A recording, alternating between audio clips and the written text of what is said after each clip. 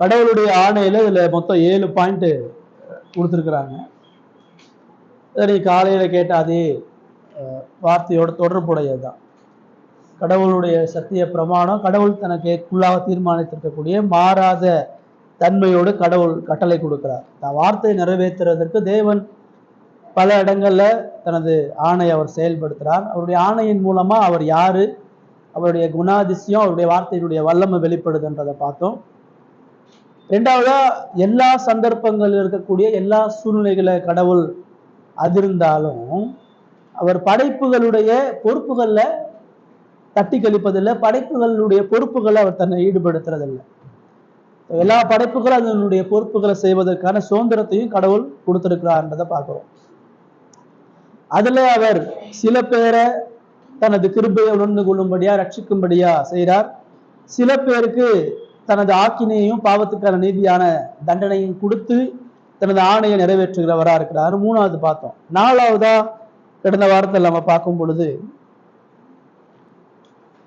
நாம் தெரிந்து கொள்ளப்பட்டவர்களுடைய தொகை, தெரிந்து கொள்ளப்படாதவர்களுடைய தொகை, இது எதையுமே அவர் அதிகரிக்கவோ கூட்டவோ இல்லாதபடி அவர் எதை முடிவெடுத்திருக்கிறாரோ அதை செய்வதற்கான எல்லா வல்லமையும் கொண்டவராக இருக்கிறார். அவருடைய பேச்சு, அவருடைய செயல் எதுவுமே மாறாது. அவர் கட்டளை ஒரு பொழுது மாற்றுவதல்ல. அவர் மனம் மாறுவதற்கு மனிதன் அல்ல. அவர் பொய் சொல்ல முடியாது. மனசை மாற்றுவான், பொய் சொல்லுவான், சரிப்படுத்துவான், சீர்படுத்துவான். கடவுளுக்கு பிளான் பி, பிளான் சி அதெல்லாம் இல்லை. அவர் பிளான் போட்டாலும் அதை கட்டாயம் செஞ்சு முடிச்சிருவார். அதான் நம்ம பார்க்குறோம். இன்னைக்கு 5வது பாயிண்ட் அந்த ஆணையில நம்ம பார்க்குறோம். 19வது பக்கத்துல 5வது பாயிண்ட் வாசிங்க. மனித குலத்திலிருந்து முன்குறிக்கப்பட்டவர்களை கடவுளின் நிலை வேறுடைய மாறாத செயல், நோக்கம், இரகசிய திட்டம், திருவுள பிரியம் ஆகியவற்றோடு பொருந்தி உலகத் தோற்றத்திற்கு முன்பாகவே அவரால் தேர்ந்தெடுக்கப்பட்டவர்கள். படைப்புயிர்களில் காணப்படும் எதுவுமே ஒரு காரணமாகவோ கட்டுப்பாடாகவோ அமைந்து அவற்றால் உந்தப்படாது. மைக்கு கொடுங்க.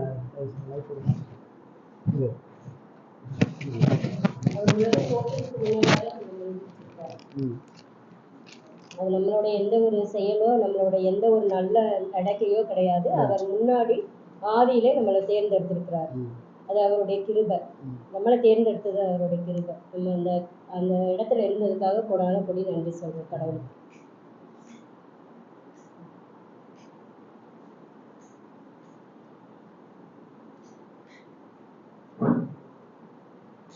படைப்புகள்னால எதுவுமே அவரு இயேசு கிறிஸ்துக்காக தான் எல்லாமே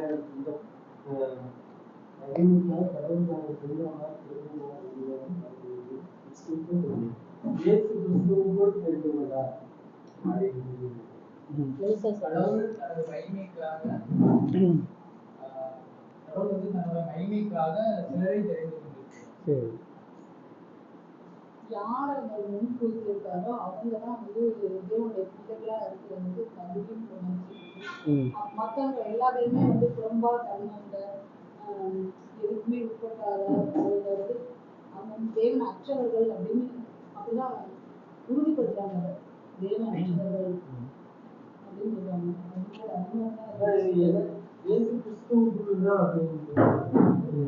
அவருக்காக எல்லாமே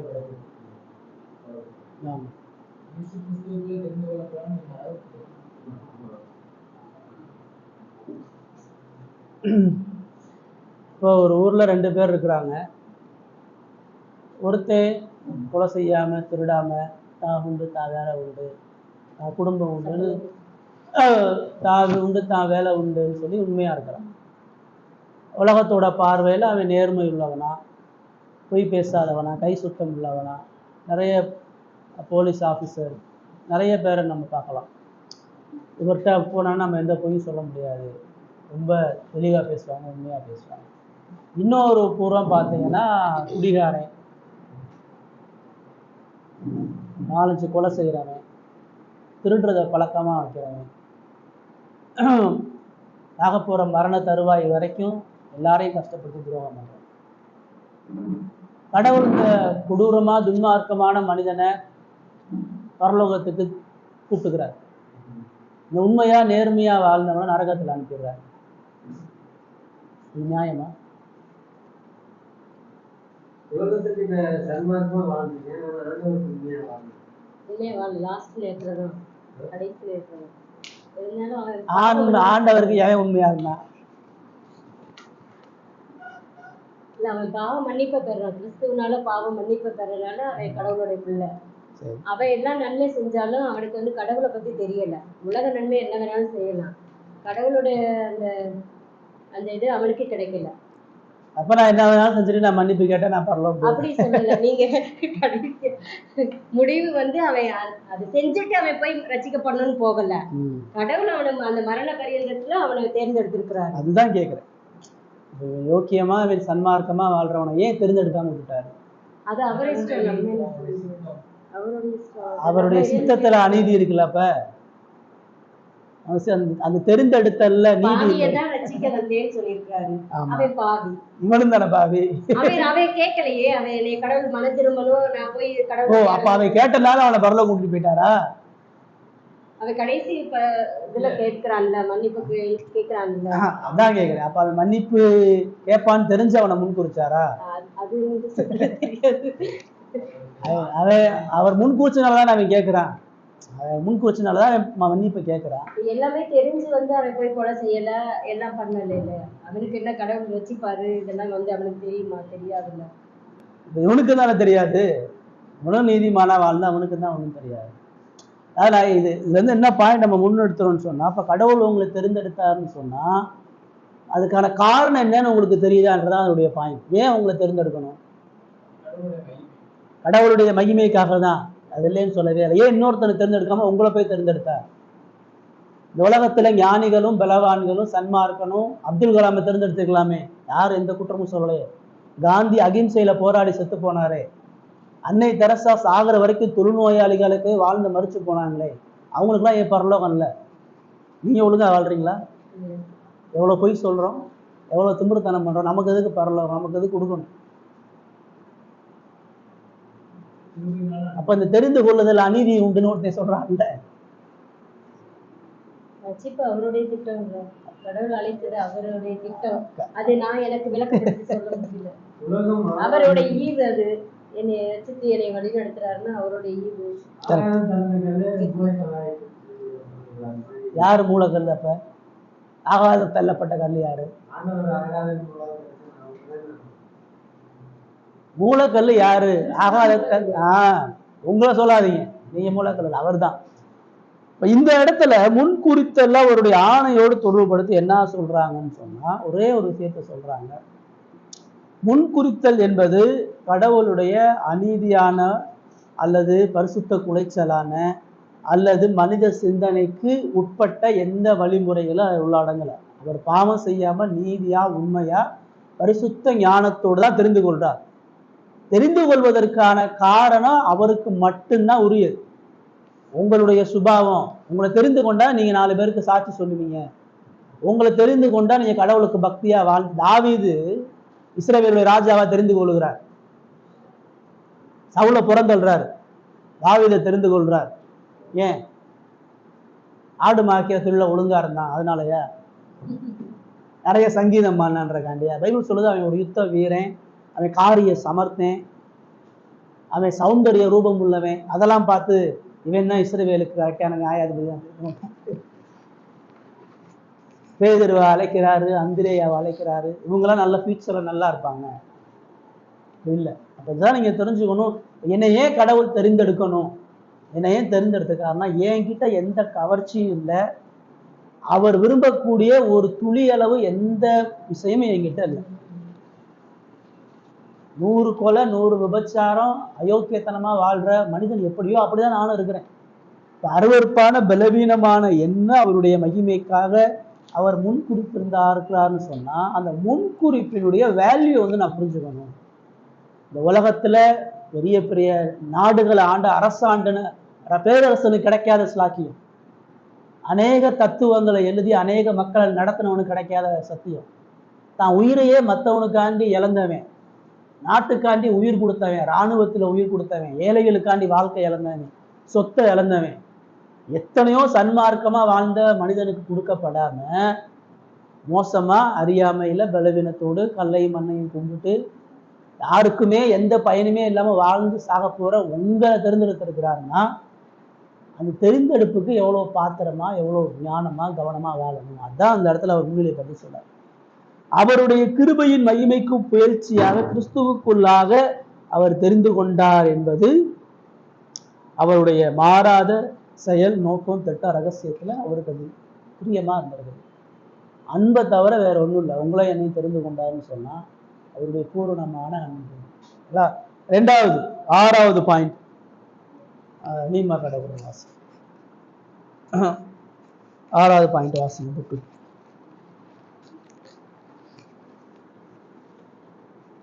கடவுள் தெரிந்து கொள்ளப்பட்டவர்களை தமது மகிமைக்காக நியமித்ததோடு மட்டுமல்லாது நித்தியமும் பூரண சுதந்திரமும் உடைய தமது சித்தத்தினால் அதற்கான எல்லா வழிவகைகளையும் முன்குறித்துள்ளார். அதேவேளை தெரிந்து கொள்ளப்பட்டவர்கள் ஆதாமில் வீழ்ச்சியுற்றதால் கிறிஸ்துவினால் மீட்கப்பட்டு பரிசுத்த ஆவியினுடைய நேர்பயனுடைய அழைப்பினால் விசுவாசத்திற்காக கிறிஸ்துவுக்குள் அழைக்கப்பட்டும் நீதிமான்களாக்கப்பட்டும் தத்தெடுக்கப்பட்டும் பரிசுத்தமாக்கப்பட்டும் விசுவாசத்தினால் இரட்சிப்பிற்காக அவரது வல்லமையினால் காக்கப்படுகிறார்கள்.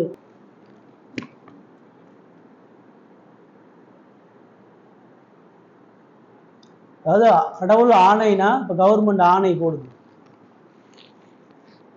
கல்லூரி படிப்பு முடித்தவர்களுக்கு மாதம் 3000 ஆணை போடுது. அந்த ஆணையை கவர்மெண்ட் என்ன செய்யும்? ஆணை போட தான் செய்யும். அதை செயல்படுத்துறதுக்கு கீழே ஆஃபீஸர்ஸ் இருக்கிறாங்க, அது கீழே வேலை செய்கிறாங்க, எல்லாரும் சேர்ந்து இருந்தால் தான் அந்த ஆணை நிறைவேற்ற முடியும். அவர் ஆணையை போடலாம், ஆனால் நிறைவேற்றுவதற்கு அவர் ஒன்றும் பண்ண முடியாது, அது கீழே சில பேர் வேலை பார்க்கணும். ஆனால் தேவன் ஒரு ஆணையை போடுறதுக்கு யாரும் வேலை பார்க்க வேண்டிய அவசியம் இல்லை. அவர் ஆணையை போடுறவர் மாத்திரம் இல்லை, ஆணையை நிறைவேற்றி முடிக்கிறவராக இருக்கிறார். அந்த ஆணையை யாரும் தடுக்கவும் முடியாது, நிறுத்தவும் முடியாது. கவர்மெண்ட் ஆணையை கேஸ் போட்டு நிறுத்தலாம், ஆணை போட்டவரை கூட பின்வாங்கி இல்லை நான் கேன்சல் பண்ணேன்னு சொல்லலாம், பாதி பேர் கொடுத்து மாற்றலாம். அந்த கடவுளுடைய ஆணை அவர் முன்குறிக்கப்பட்ட மக்களுடைய வாழ்க்கையில அந்த ஆணையினுடைய பூரண திட்டத்தை முழுமையாக மாறாமல் நிறைவேற்றி முடிக்கிறார். அதாவது நான் முன்குறிச்சிட்டேன், நான் என் குமாரனை பலி கொடுத்துட்டேன், இனி நீ தான் விசுவாசிச்சு பரலோகம் வந்துக்கணும், நான் செய்ய வேண்டியதெல்லாம் பண்ணிட்டேன், இனிமேல் ஓம்பாடு அப்படின்லாம் அவர் விட்டு போட்டார். அப்படி மட்டும் விட்டுருந்தா என்ன ஆயிருக்கும்? அப்படி விட்டுட்டாருன்னா பெந்தகோஸ்தேக்காரன் சொல்றான், கடவுள் குமாரன் அனுப்பி பாவத்துல ரத்தம் செஞ்சு மறிச்சு ரட்சிப்பை ஏற்படுத்திட்டார். ஆனா அந்த ரட்சிப்பை நீ விசுவாசத்தினால பெற்றுக்கொண்டு அதுல நீ நிலைச்சிருந்தா மட்டும்தான் நீ பரலோகம் போக முடியும்ன்றான். அந்த விசுவாசத்தை உன்னால இழக்க முடியும்ன்றான். நீ இங்க பொறுப்பா வாழலன்னு சொன்னா உனக்கு பரலோகம் கிடையாது. அதான் ரோமன் கத்தோலிக்கும் 7 சாக்கிரமங்களை சொல்லுது. இந்த 7 சாக்கிரமங்களை நீ ஒவ்வொன்றா நிறைவேற்றினா மட்டும்தான் நீ பரலோகம் போக முடியும்.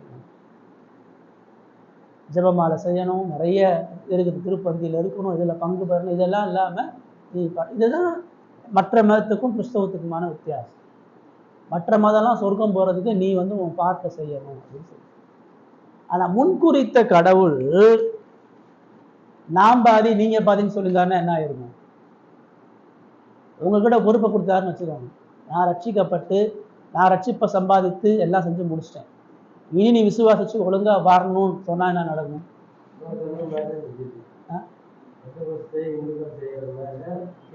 அவர் செஞ்சதே நீங்க எல்லாம் ஆக்கிடுவீங்க, அவருடைய ரட்சிப்பையே பாலற்றவளை ஆக்கிடுவீங்க. இதுக்கு முன்னாடி இந்த போப்பு சொன்னாரு, மனிதன் சுயமா விரும்பாம கடவுளால மனிதனை ரட்சிக்க முடியாதுன்னு சொன்னார். மனுஷன் அவனா கடவுளை தேர்ந்தெடுத்து வராம கடவுளால ஒரு மனிதனை ரட்சிக்க முடியாது. இததான் இன்னைக்கு இருக்கக்கூடிய பாரம்பரிய சபைகளும் பெந்தகோஸ்து சபை, நீ விசுவாசிக்கல அதனால கடவுள் உனக்கு அந்த கஷ்டத்தை கொடுத்துட்டாரு, நீ விசுவாசிச்சா கடவுளுடைய மகிமையை காண்பாய், நீ விசுவாசிச்சா இந்த மலையை கடல்ல அனுப்ப முடியும். உனக்கு விசுவாசம் இல்லை. கூட்டத்துக்கு போற, பாதி பேர் சுகம் பெறான், பாதி பேர் சுகம் அடையல. அதெல்லாம் சுகம் மட்டும், எனக்கெல்லாம் ஏன் சுகம் இல்லை? உன்கிட்ட விசுவாசம் இல்லை, அதான் நீ சுகமாகலாம். உன்கிட்ட விசுவாசம் இல்லை, அதான் ஏழையா இருக்கிற. உன்கிட்ட விசுவாசம் இல்லை, அதான் நீ தரித்திரத்துல இருக்கிறான். அப்ப விசுவாசம் நானா வச்சிட முடியுமா? விசுவாசம் என்கிட்ட இருந்து வந்துருமா? விசுவாசம் அப்ப ஏன் பலனா? விசுவாசம் ஈவுன்னு சொல்லுதே, விசுவாசம் அவர் கொடுக்கணுமே. அவர் கொடுத்தா மட்டும்தானே எனக்குள்ள விசுவாசம் இருக்கும். இப்ப அவர் அந்த விசுவாசத்தை கொடுத்தா நானே நினைச்சாலும் இழக்க முடியாது. அப்படி இருக்கும்போது எப்படி ஒருத்தர் விசுவாசத்தை விட்டு பின்வாங்க முடியும்? சபைக்கு வந்து சத்தியத்தை கேட்டு அவன் ஞானஸ்தானம் எடுத்து 10 வருஷம் நம்பராகி இப்ப மறுபடியும் அவன் கள்ள போதனைக்கு போறான்னு சொன்னா அவன் ரட்சிப்பை இழந்துட்டானா?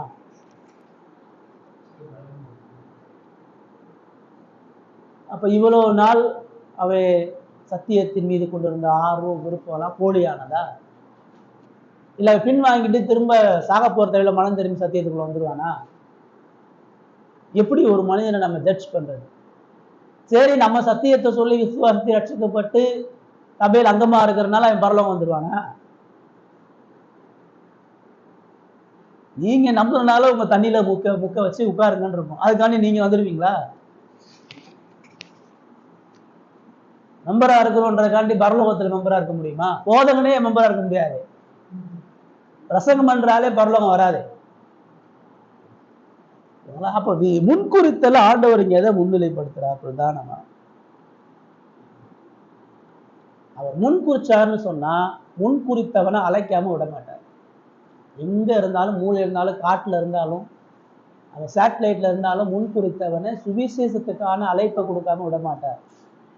அழைத்தவனத்துல மனம் திரும்புதலை விசுவாசத்தையும் கொடுக்காம விட மாட்டார். விசுவாச கொடுத்தவனை நீதிமான ஆக்காம விட மாட்டார். நீதிமான ஆக்குனவனை மகிமையில கொண்டு போய் சேர்க்காம பரிசுத்தம் அடையாம விட மாட்டார். இதுலதான் நம்ம ஸ்பர்ஜன்ட்ட முரண்படுறோம். ஸ்பர்ஜன் என்ன சொல்றாரு? ஒரு குழந்தை, எல்லா குழந்தையும் பாவத்தோட தான் பிறகுது. முன்குறிக்கப்பட்ட குழந்தை இறந்து போனா பரலோகம் போயிருன்னு சொன்னார். பிறக்கிற எல்லா குழந்தையும் பாவத்தோட தான் பிறகுது. இப்ப பாவத்தோட பிறக்கிற எல்லா குழந்தைகள் நரகத்துக்கு போக முடியுமா அப்படின்னு ஒரு கேள்வி. இப்ப பைபிள் அதுக்கு ஆதாரமா தெளிவா எதையும் சொல்லல. பைபிள் வந்து அதுல சைலண்டா இருக்குது. நமக்கு பைபிள் என்ன சொல்லுது? ஒருத்தன் பரலோகம் போகணும்னா அவன் இயேசுவை அறிக்கையிட்டு மனம் திரும்பி இயேசுதான் ஆண்டவர் ரட்சகன்னு போனா மட்டும்தான் அவன் பரலோகம் போக முடியும்னு சொல்லுது. அப்ப முன்குறிக்கப்பட்ட குழந்தை முன்குறிக்கப்பட்ட குழந்தை அழைப்பை பெறாம, விசுவாசத்தை பெறாம, நீதிமான ஆகாம எப்படி பரலோகம் போகும்? கடவுளே ஒரு வழியை ஏற்படுத்தி எப்படி மீறுவாரு? முன்குறிக்கப்பட்ட குழந்தைக்கு எப்படி அழைப்பை கொடுக்காம போவாரு? முன்குறிக்கப்பட்ட குழந்தைக்கு விசுவாசத்தை எப்படி கொடுக்காம போவாரு? முன்குறிக்கப்பட்ட குழந்தைய பரிசுத்தமாகுதலையும் மகிமை அடைதலையும் கொடுக்காம எப்படி போவாரு? அதான் சொல்றோம், முன்குறிக்கப்பட்ட குழந்தையில சாகாதுங்க. குழந்தையிலே சாகாது. அது முன்குறிக்கப்பட்டா அது வளர்ந்து மனம் திரும்பி ஆகணும். அது குமாரன விசுவாசத்தை ஆகணும். அது இயேசு கிறிஸ்துவால பரலோகத்துக்கு போகணும். இதனாலதான் நம்ம குழந்தை ஞானஸ்தானம் கொடுக்கறது. அவன் என்ன சொல்றான்? நான் ஒரு விசுவாசி, என் குழந்தை விசுவாசியா ஆகும், அந்த நம்பிக்கை எனக்கு இருக்குது. என் விசுவாசத்தை அந்த குழந்தை சோர்ந்தடிக்குது, அதனால அதுக்கு நான் குழந்தையிலேயே தேவனுக்கு என்று நான் ஞானஸ்தானம் கொடுக்குறேன். நம்ம ஏன் அதை செய்யறதில்லை? வேதம் விசுவாசன்றப்ப அது வளர்ந்து, அது தான் பாவத்தை உணர்ந்து, அது தாவாயால தன்னை பாவின்னு சொல்லி, நான் ஆக்கினைக்கு ஏதுவானவன், என் பாவத்துக்காண்டி இயேசு மறிச்சிருக்கிறாரு, அந்த மரணத்தை நான் விசுவாசித்திருக்கிறேன், எனக்குள்ள ஆவியானவர் இருக்கிறாருன்னு அந்த குழந்தை சொன்னாதான் அதுக்கடுத்து நம்ம ஞானஸ்தானமே கொடுக்க முடியும், ரட்சிப்பை ஏற்படுத்த முடியும். ஸோ இப்போ இதுதான் நம்ம மற்ற சபைகளுக்கும் நம்மளும் எங்க இதுல முரண்படும்னு சொன்னா, முன்குறித்தல் ஆணையோட செய்கிற தேவன் அதை பூரணமா நித்திய வரைக்கும் கொண்டு நிறுத்துவார். யாரையும் யாருடைய விசுவாசத்தையும் பின்வாங்க வைக்க மாட்டாரு. யாரும் விசுவாசத்தை பின்வாங்கவும் முடியாது. யாரும் விசுவாசத்தை முயற்சி பண்ணி பெறவும் முடியாது. பவுல் என்ன பண்ணா? இயேசுவ பிரசங்கம் பண்ணதை கேட்கிறான், பேதுரு பிரசங்கம் பண்ணதை கேட்கிறான், ஸ்தேவான பிரசங்கம் பண்ணதை கேட்கிறான். விசுவாசம் வந்துச்சா? எல்லா கிறிஸ்தவனையும் அடிச்சு துன்பப்படுத்துறான். இயேசு கடவுள் இல்லைன்றான். இயேசுவினுடைய சபைகளை அடிச்சு நொறுக்குறான். விசுவாசத்துக்கான எந்த காரியத்தை அவன் செய்யல. தேவன் அவனை சந்திக்கிறார், தேவன் அவனை மீட்கிறார், தேவன் அவனுக்கு விசுவாசத்தை கொடுக்கிறார், தேவன் அவனை பரலோகத்துக்கு அழைக்கிறார். இல்ல, அப்ப முன்குறித்தல் அவருடைய ஆணையோட அவர் எல்லாவற்றையும் வல்லமையாக செய்கிறார். அதுல மகவேட்பு இருக்குது, பரிசுத்தமாகுதல் இருக்குது, எல்லாத்தையும் அவர் செய்யாம விட மாட்டார். டிக்கெட்டு கொடுத்தது மாத்திரம் இல்லை, ட்ரெயின் ஏறி டிக்கெட்டை கொடுத்து நாங்கள் இந்த ட்ரெயினில் ஏறி நீங்கள் டெல்லி போங்க, நீங்கள் எங்கே இருந்து பாம்பே போங்க, டிக்கெட் கொடுக்கறது இல்லை. உங்களை கொண்டு போய் கரெக்டாக கரை சேர்க்கறது அவருடைய வேலை தான். எங்கே உங்களை கூப்பிட்டாரோ கூப்பிட்டத்தினுடைய நோக்கத்தை அவர் முற்றிலுமாக நிறைவேற்றாமல் ஒருபொழுதும் நம்மளை கைவிடுறது இல்லை. இப்போ நம்மளும் விசுவாசத்தை பின்வாங்க முடியாது, அவரும் நம்மளை கைவிட முடியாது. அதுதான் வருது. முன்குறிக்கப்பட்டவன் தான் அழைக்கப்படுறான், சுவிசேஷத்தை கேட்கிறான், இயேசுவின் இடத்துல மனம் திரும்பும்படியான வாய்ப்பு கொடுக்கப்படுது. முன்குறிக்கப்பட்டவன் தான் சுவிசேஷத்துக்கு செவி கொடுப்பான். முன்குறிக்கப்பட்டவன் தான் கடவுளுக்கு முன்பாக தனது பாவத்தை ஒத்துக்குவான், பாவத்தை அறிக்கை செய்வான். முன்குறிக்கப்பட்டவன் தான் பழைய வாழ்க்கையை விட்டு மனம் திரும்புவான். அது முன்குறிக்கப்படாதவனால செய்ய முடியாது. விசுவாசிக்கிறவன் தான் திருச்சபையில ஞானஸ்தானத்தை கேட்பான். அப்படி ஞானஸ்தானம் பெற்றவன் தான் பரிசுத்தமாகுதலுக்கு தன்னை ஒப்பு கொடுப்பான். அப்படி பரிசுத்தமாகிறவன் தான் மகிமை அடையாது. இது எல்லாத்தையும் ஒரு அடையாளத்தை வச்சு நீங்க பார்க்க முடியாது. இவ்வளவு அடையாளங்கள் இருந்தாலும் யூதாசு துரோகின்னு யாருக்கு தெரியும்? இயேசு கூடயே இருந்தான், எல்லாரும் போட்டை விட்டாங்க, அவனும் வேலையை விட்டான், எல்லாரும் குடும்பத்தை விட்டாங்க, அவனும் குடும்பத்தை விட்டான், எல்லாரும் இயேசுவோட அவமானப்பட்டாங்க, அவனும் இயேசுவோட அவமானப்பட்டான். இயேசு காட்டுல தூங்குனாரு, பசியில இருந்தாரு, தாகத்துல இருந்தாரு, புயல் காட்டுல இருந்தாரு, எல்லா இடத்துலயும் யூதாஸ் இருந்தாங்க. 12 பேரை யூதாஸ் சந்தேகப்படுத்த முடியலையே. இயேசு திருவிருந்துல சொல்றாரு, இந்த துணியை யாருக்கு தோய்த்து கொடுக்குறோனோ அவன் தான் எனக்கு காட்டி கொடுப்பான்னு சொல்லி கொடுக்குறாரு. அப்ப கூட ஒருத்தர் இவன் தான் காட்டி கொடுப்பான்னு கண்டுபிடிக்க முடியலையே. அப்ப அவன் எவ்வளவு விசுவாசியா தன்னை காட்டிட்டு இருந்திருக்கான். தன் இடத்துல எந்த துரோகமும் காட்ட முடியாதபடி அவன் இருந்திருக்கான். அவனும் பிரசங்கம் பண்ணான், அவனும் அற்புத அடையாளங்கள் பண்ணான், அவனும் பிசாசை துரத்துனான். இது எல்லாமே அவனும் எல்லாம் பண்ணிட்டான். இது எதுவுமே ரட்சிப்பை உறுதிப்படுத்தாது. சரிங்களா?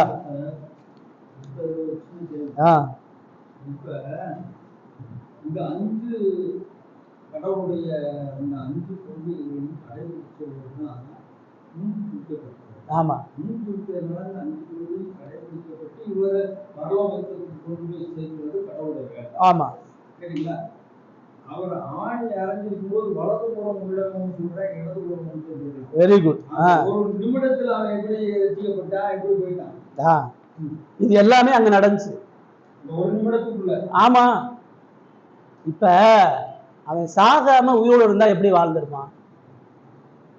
அவன் சிலுவையில் ஆணி அறையாம சிலுவைக்கு கீழே இருந்து அவரு நீ ராஜ்யத்துல என் கூட இருப்பன்னு சொல்லியிருந்தா அவன் பரிசுத்தமா வாழ்ந்திருப்பான், அவன் விசுவாசத்தோட இருந்திருப்பான், கீழ்படிஞ்சிருப்பான், அதெல்லாம் செஞ்சிருப்பான். ஆனா இது எல்லாத்தையும் அந்த சிலுவையில மறிக்கக்கூடிய சில மணி நேரங்கள் அவன் செஞ்சான்.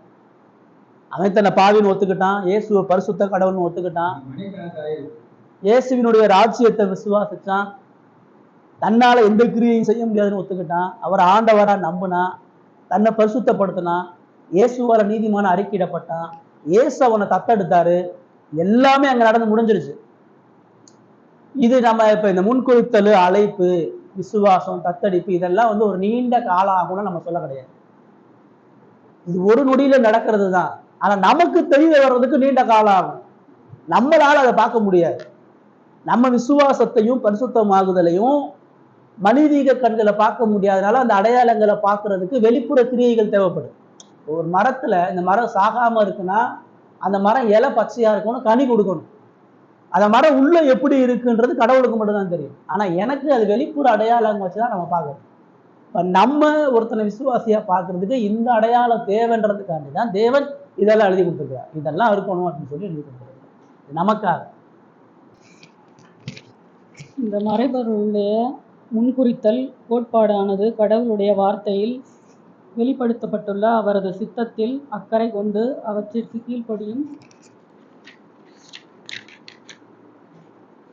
மனிதர்கள் நிச்சயமான நேர்பயனுள்ள அழைப்பின் மூலம் தங்களுடைய நித்திய தெரிந்து கொள்ளுதலில் உறுதி பெறும்படியாக விசேடமான விவேகத்தோடும் கவனத்தோடும் கையாளப்பட வேண்டும்.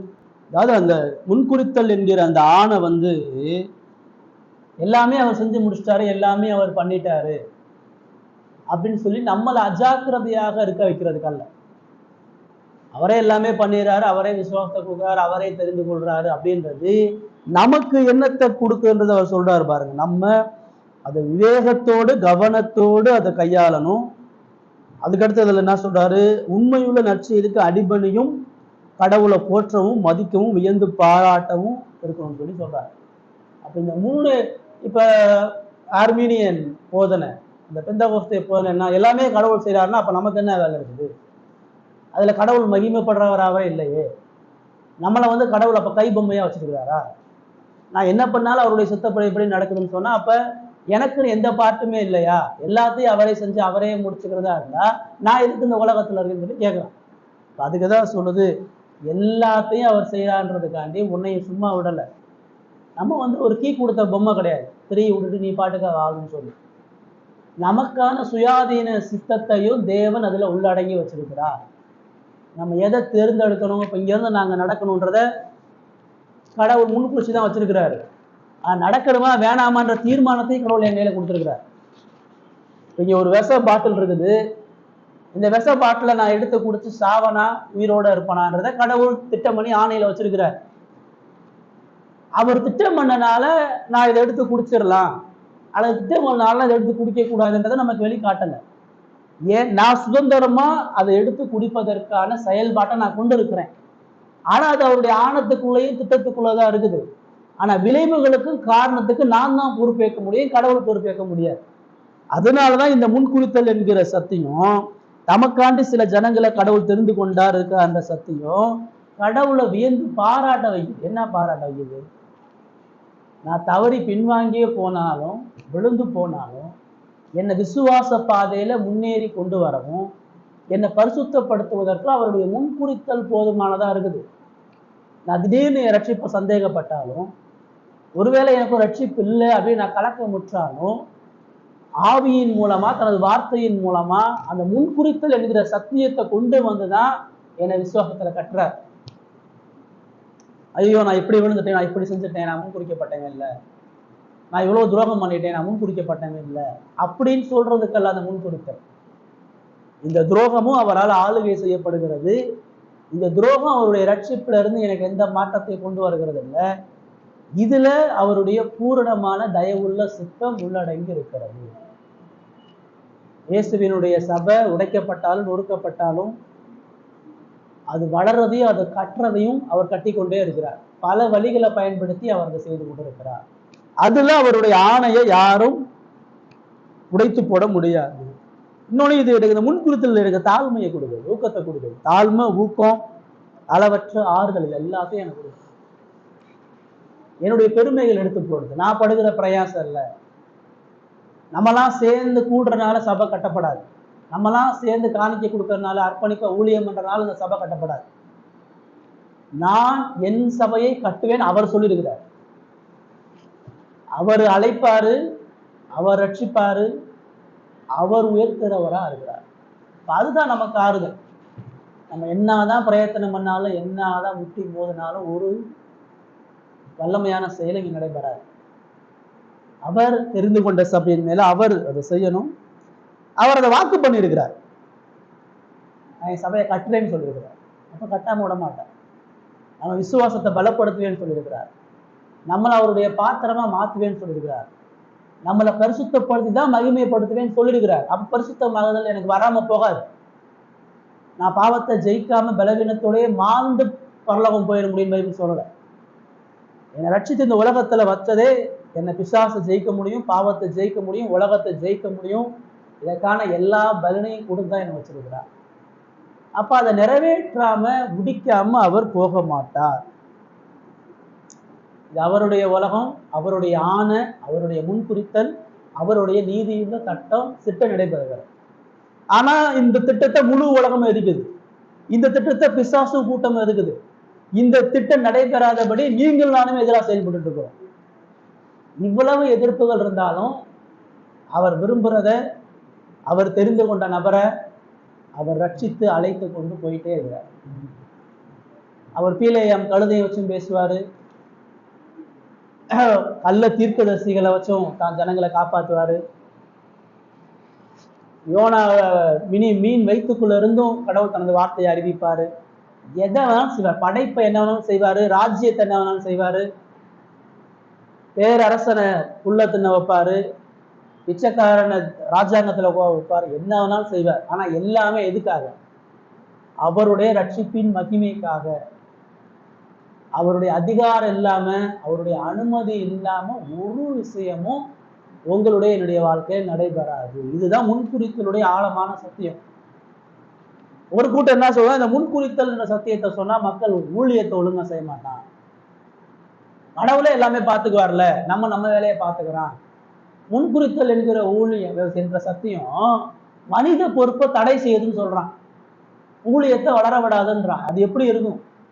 சொல்ல போனா இந்த முன்குறித்தல் தான் என்னை ஊழியத்தை உற்சாகம் பண்ண வைக்குது. எதுக்கு? இப்ப நான் ஒரு வில்லேஜுக்கு போறேன்னு சொன்னா அங்க அவருடைய மக்கள் இருக்கிறாருன்ற சத்தியத்தை அவர் எனக்கு சொல்றாரு. அவரால் தெரிந்து கொள்ளப்பட்ட ஆடுகள் இல்லாம நான் அந்த வார்த்தையை கொண்டு போக போறதே இல்லையே. என்னை ஒரு இடத்துல கொண்டு போய் இப்ப திண்டுக்கல்ல வச்சிருக்கிறாருன்னு சொன்னா, திண்டுக்கல் அவருடைய ஜனங்கள் இருக்கிறாங்களே, இல்லாம இப்ப நீங்க எப்படி வந்தீங்க, இவர் எப்படி வந்தாரு? இனிமேல் ஆட்கள் வரதான் போறாங்க.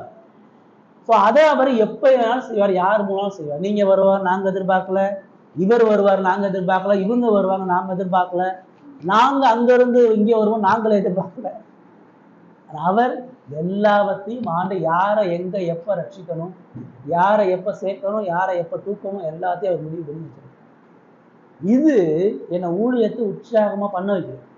ஊழியம் தோத்து போறதில்லை. செய்யற எந்த சண்டே ஸ்கூல் ஊழியமோ, சில்ட்ரன் ஊழியமோ, கடவுள் குடியக்கூடிய ஒரு பைசா காணிக்கோ எதுவுமே வீண் போகிறதில்லை. அது எல்லாத்தையும் அவர் பயன்படுத்துறேன். இது எல்லாத்தையும் பயன்படுத்தி தான் தான் ராஜ்யத்தை கட்டால் தான் ஆத்மாக்களை ரட்சிக்கிறார். இதுதான் ஊழியத்தை உற்சாகம் பண்ண வைக்கிறது. முன்குறித்தல் என் பொறுப்பை சொல்லுது. அவர் எல்லாத்தையும் முன்குறிச்சிட்டார், நீ கவனமா பொறுப்பா வாழுன்னு சொல்லு. முன்குறித்தல் எனக்கு ஆறுதலை கொடுக்குது. அவர் எல்லாத்தையும் செஞ்சுட்டாரு.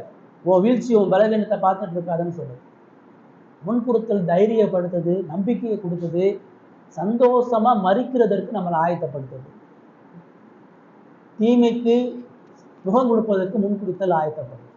இதுதான் இந்த ஆணையில கடைசியா நம்ம பார்க்கிறோம். தொடர்ந்து போய் அறிவின்னு தானே சொல்லியிருக்காரு, எல்லா இடத்துலயும் போய் சொல்லுங்க. ஆமா, அப்ப சொல்லும் போது கேட்கும் போது தானே நமக்கு மனமாற்றம் எல்லாம் வரும். முன்குறித்தல் அதாவது இப்ப நான் சண்டே கிளாஸ் தான் போனேன் சின்ன பிள்ளையில. என்னை அப்ப கடவுள் தொட்டுக்கிறாரு, ஆனா நான் இப்ப மனம் மாறி கடவுள்கிட்ட வந்திருக்கிறேன்.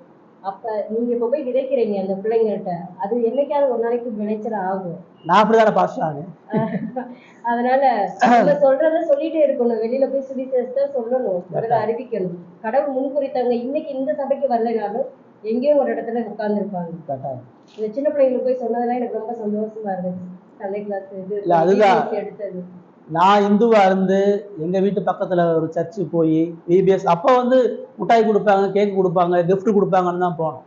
அங்க போய் தான் முதல்ல இயேசு யாருன்றதை கத்துக்கிறோம்.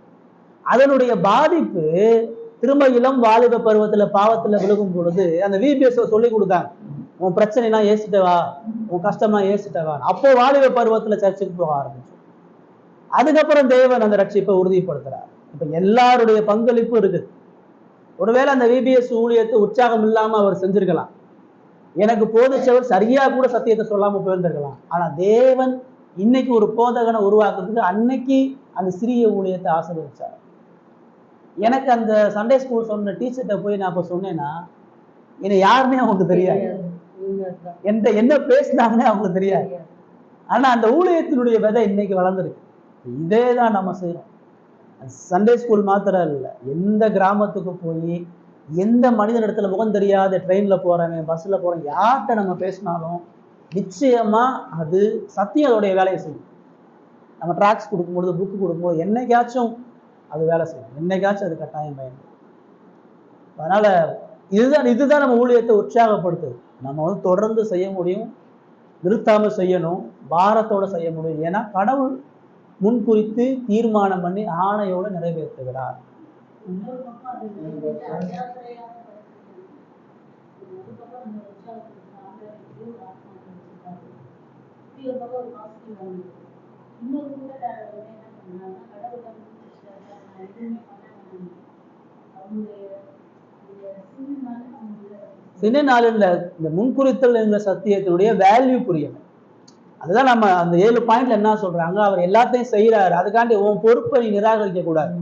அவர் எல்லாத்தையும் செய்யறாருன்றது உன் பொறுப்பை உற்சாகப்படுத்தணும். அவர் செய்யறதுல என் பொறுப்பு இருக்குது, அப்ப நான் என்ன செஞ்சாலும் அதுல அவருடைய மகிமை அடங்கி இருக்குன்றப்ப நான் எப்படி அவரை எல்லாமே செய்யணும் உட்கார்ந்துருக்கேன். அவர் கூட சேர்ந்து இணைந்து செய்யணும் தான் ஆசைப்படுவேன். அதை இணைந்து செய்வதுலதான அந்த முன்குறித்தலுடைய மகிமை ஃபுல் ஆகுது. முடிக்கலாம். வெஸ்டின் ஜோம்